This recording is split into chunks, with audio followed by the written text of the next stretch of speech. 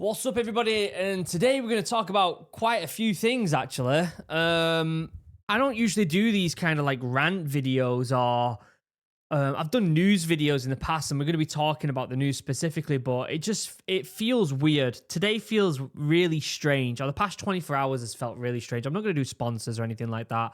I feel like in the past 24 hours, there has been so much crazy news happening that it almost seems difficult to process everything, especially as quick as within 24 hours. I was looking at the news yesterday and I saw this drone incursion into Poland, these Russian drones. I'm like, oh my God, I've got to make a video on this. Then there was the Charlie Kirk thing. In fact, no, before that, there was this weird UFO video that the US government released, that there was like an aircraft, a UAP, that was being hit by a missile and it deflected it. And I was like, oh my God, that deserves its own video. Then NASA put out a thing saying that they might have found potential life on Mars, ancient life on Mars. So I was like, oh my God, I've got to do a video on that. And then before bed, this insane news about Charlie Kirk getting assassinated at a university during a talk. And it just felt like I sat at the computer this morning and I don't even know, I could have done a whole video on the drone incursion in Poland. I could have done a whole video on all of this stuff. And it almost feels like I can't even wrap my head around what's happened in the past 24 hours. It's like we're being overloaded with news. And so we're going to basically do a tidbit of everything and just break down everything that's gone on in the past 24 hours. And then also, at the end of this, just do a reminder to just everyone take a deep breath and fucking chill for a second. Because it feels like the world is just going into chaos right now. And so, before we get started with all this news, if you're feeling overwhelmed with everything that's going on right now, if you're feeling like very intense and stressed, right? Which is a very easy thing to do right now because we have so much access to news so quickly that it can feel overwhelming. Just a reminder, get yourself outside, go for a walk, connect with nature, maybe take a book with you and just relax for a little bit. Take a non-fiction book, take a fiction book, take something that'll take you out of this world for a little bit, spend some time with your family. If you're stressed, do that. Before anything else, look after yourself right now, okay? But let's get into this news with... I feel like we've got to talk about the big thing first, right? When I say the big thing, I actually think the Poland-Russia situation is also incredibly big. In fact, all of this is the thing, all of this news is big. But let's start with the Charlie Kirk situation. For those of you who don't know, this is a guy he has a very conservative views, and he's made a living by going to university campuses in America and basically saying, debate me. Debate. Let's have a chat. Let's have a debate. And I'm not going to get into his political opinion. That is quite polarizing, I think. What I do think is crazy is what happened yesterday. For those of you who don't know what happened, which I'd be surprised if anyone doesn't know, he's doing this debate. He's in Utah. He sat kind of like a kiosk thing, and there's hundreds and hundreds, maybe thousands. I don't know if there's thousands, but there's a lot of people there. And basically what he does is he has a line of people, and every now and again, a person comes forward and says something. It's usually a left-leaning person, and they say, you know what, I believe that there should be gun control, or I believe that, throw out a left opinion. And he throws out his right-leaning opinion, and they try and have a debate. Usually, no one's convincing anyone. These debates are just to throw out ideas. But during one of these debates, someone shot him, and I saw the video. I saw the video of him getting shot in the neck. As soon as I saw that video, I was like, he's not making that. That was a substantial amount of blood. I don't recommend going watching the video. It's horrific. And I also don't recommend sharing the video. And I don't care whether you believe his political opinion or not. What I do believe is that he's got 2 young children and a wife who were at the event who saw this, which, oh my God, like, I couldn't imagine Silas, Juniper, and Steph being at an event and seeing that happen to me. Like, the amount of trauma that'll happen to them kids is just, it's heartbreaking. It is absolutely heartbreaking. Now, I'm not saying I believe in a lot of, this pisses me off. I have to say what my political opinion is. Like, I have to be like, I don't believe necessarily some of the stuff that he says, or I believe, like, I have to, like, align with a political party before I say a guy shouldn't be shot. Like, what world are we living in right now? Like, I have to be like, just so you know, I don't believe, or just so you know, I believe. Like what? What? Like, I don't give a shit right now about if someone says that they believe or don't believe. Like, some kids watch their dad get shot, which is horrendous. Absolutely horrendous. And for those of you who are using this as a political standpoint, it's ridiculous. It is ridiculous. It's absolutely insane to be like, the left needs to take accountability for this, or right people saying we need to fight back, or left people saying he deserved. This is the most insane world for that to be happening. Insane. I've seen people who are like, well, he said stuff about Gaza and therefore, you know, we should expect that. Like, it is just unreal. Unreal. 2 young children who didn't ask for any of this, don't even understand the politics behind this, witness something that is going to shake them to their core until they're old. They are going to have this trauma ingrained in them until they're old. And that is horrendous. Absolutely horrendous. So he gets shot. He gets rushed off to hospital. Everyone's like, what's going on? There's people filming it. There's people taking advantage of it to film for clout at the event. It's just insane. And he dies. He dies. And then Trump puts out statements. Trump, I think, put out the statement saying he died first.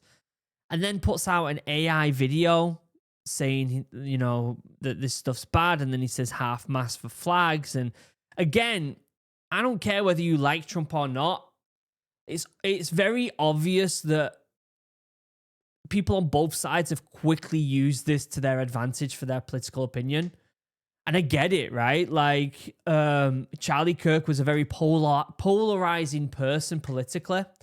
And so it's almost a given. It's almost a thought that if this happened to someone else, Charlie Kirk would probably also use this as some sort of polarizing political opinion, wouldn't it? And so it just seems like the common rhetoric of the world right now. America is a very, very violent place. That's the truth of it. Not saying that other places aren't more violent or less violent or whatever. It's just a violent place right now. It's one of the many reasons why I ended up moving back to the UK with my kids. And I know you probably think, why would you move back to the UK? There's stabbings, blah, blah, blah.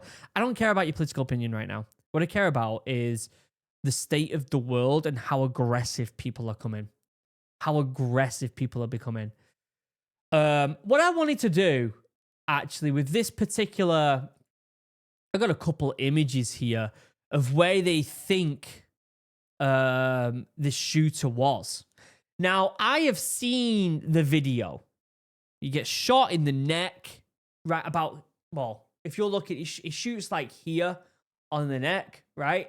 Hits him like here. It obviously takes out one of the most damaging places on the body, and there's a lot of blood loss instantly. But this shot was at 430 foot away. If this is a correct place where this individual was, there's a video going around where it looks like there's a guy running away on the top of this building here. That's 430 feet away. This guy knows how to shoot, or girl, I don't know who it is. Whoever this individual is, they know how to shoot. I've heard theories that maybe he was aiming for the head and it dipped and hit the neck. Or maybe I've heard some news where he was wearing a bulletproof vest and it hit the vest and went up into the neck. Either way, the shot is pretty accurate at 430 feet. I also want to say they haven't caught this guy yet, as far as I'm aware. There is no news that this individual... Yeah, there's still... This is from 2 hours ago, and they're looking for tips as the manhunt continues for the individual. There was like a video going around of some old guy getting arrested, and a lot of people pointed fingers. It wasn't him. They let him go, apparently. But this is an insane shot to take. 430 feet. As also, you got to remember, Charlie Kirk is like, he's moving around and he's talking on the mic. So you got to be a good shooter. I'm not saying that, you know, you have to be an expert, a sniper, or anything like that, but you've got to be quite well trained on weapons to make that shot. And they made it. You could say it's luck, you could say it's not, but they made that shot, which I think is super interesting in itself and gives a massive indication of what could be going on here. I don't want to start throwing out ideas about, oh, it could be someone on the right or someone on the left. But let's not make any assumptions until they actually catch the guy. It's so easy to point fingers or girl, like whoever it is that it is. Let's catch who it is first, and figure out what the hell's going on before we start pointing fingers. And it's just an insane situation, isn't it? Absolutely insane.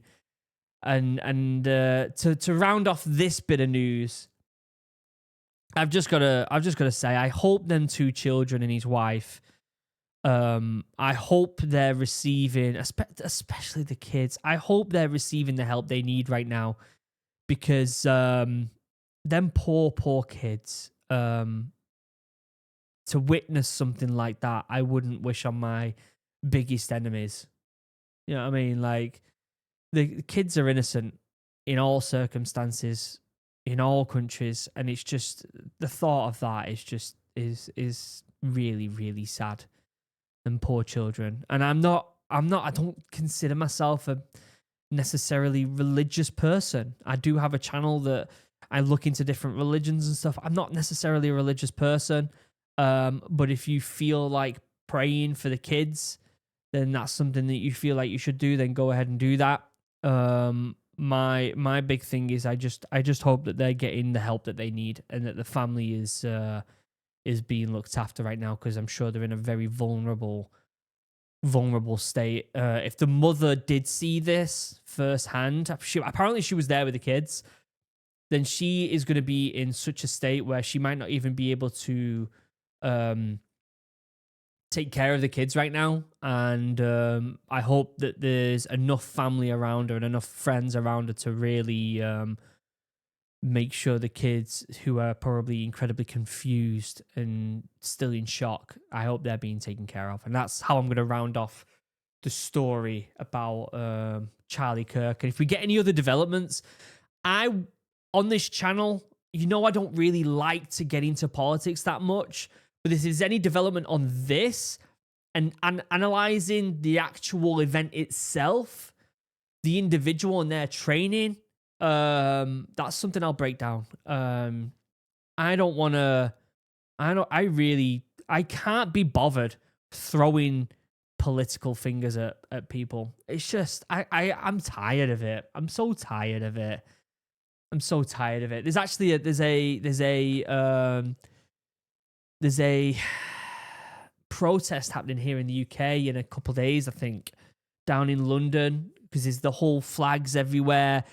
And I feel like I'm just exhausted with it all. As someone who first and foremost cares about their kids, like I care about my kids more than anything else in the world. I don't want them to grow up in a world like this. I really don't. And it feels like we're at a boiling point, doesn't it? I feel like we can move on to this story right now, which some people won't find this as important, but I think this is incredibly important, that Poland shot down a bunch of drones from Russia. I want to remind you all that Poland is a member of NATO, and they, I think they put out Article 4, which is basically that this needs to be looked at by the NATO countries. Now, I'm pretty sure that a lot of NATO countries have been like, all right, let's calm this down a little bit. But what this says to me, we'll read some of the articles in a second, but what this says to me is that Russia are just, they've got this trick, Russia, where they'll push the boundary a bit, wait for the news to kind of die out, because we're living in such a fast news cycle. I mean, no one's even talking about this online right now because of the whole Charlie Kirk thing. So Russia are probably happy about what's going on.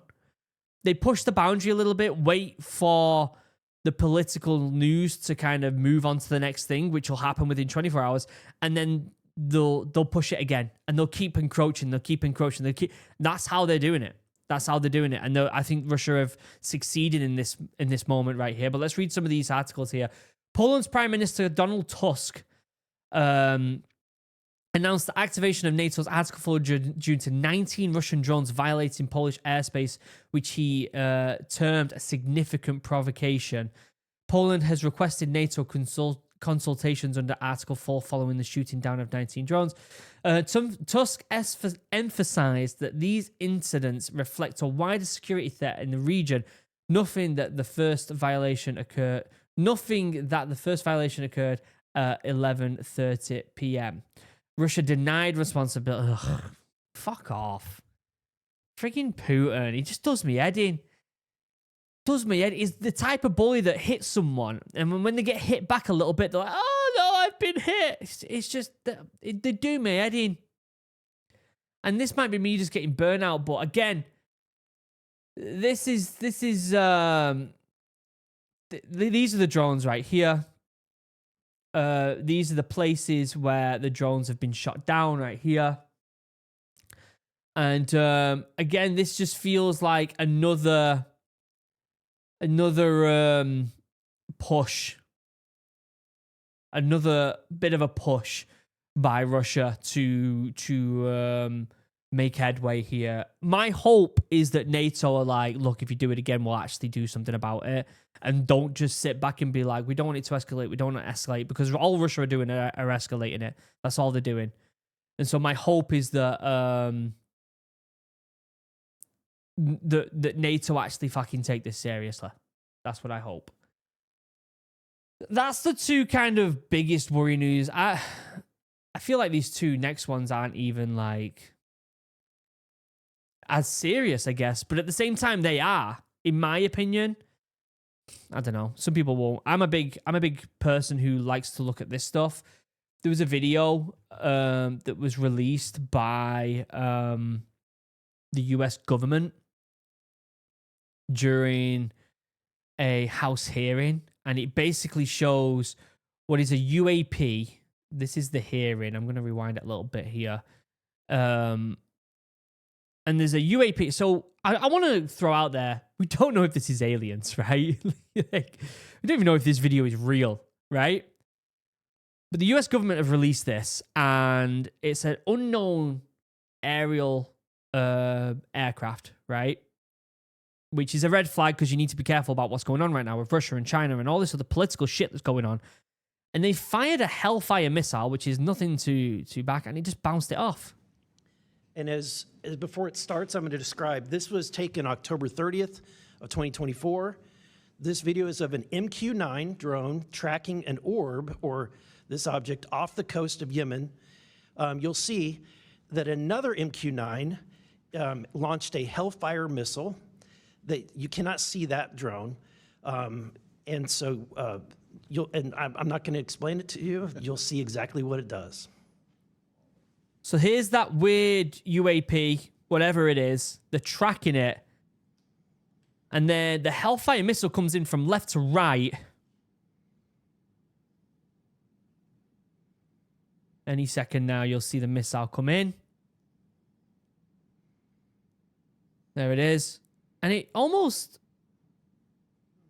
You can say that's probably falling. There's obviously debris here, but it just keeps going. It doesn't hit water or anything. This is it. This is when it zoomed out. So you can still see it traveling. It's still going. So whatever it was just bounced the Hellfire missile off it. So, Mr. Knapp, have you heard about... So I just want to say with that, it feels like we can't control what's going on politically in the Western world right now. We can't fucking stick up for ourselves against Russia right now. And now we can't, potentially we've got something flying around in the sky that we don't even know what the fuck it is, and we can't even shoot it down with a Hellfire missile. What the fuck is going on? Have I like gone into another dimension or something? Am I genuinely like going insane where it feels like so much is happening? So much is happening and we have no idea what the fuck is going on. It's all kicking off everywhere. It feels like a lot. It feels like a lot. It feels like a lot, doesn't it? Like, what the fuck's that? What are the comments saying? Today we learned the Hellfire missile won't save us during an alien invasion. Holy shit, how bad are the Epstein files? We still haven't even got that yet. Trump's still denying that, and then someone says that he's a CIA. I don't know. The whole fucking thing is insane, isn't it? The whole thing is insane. This world is insane.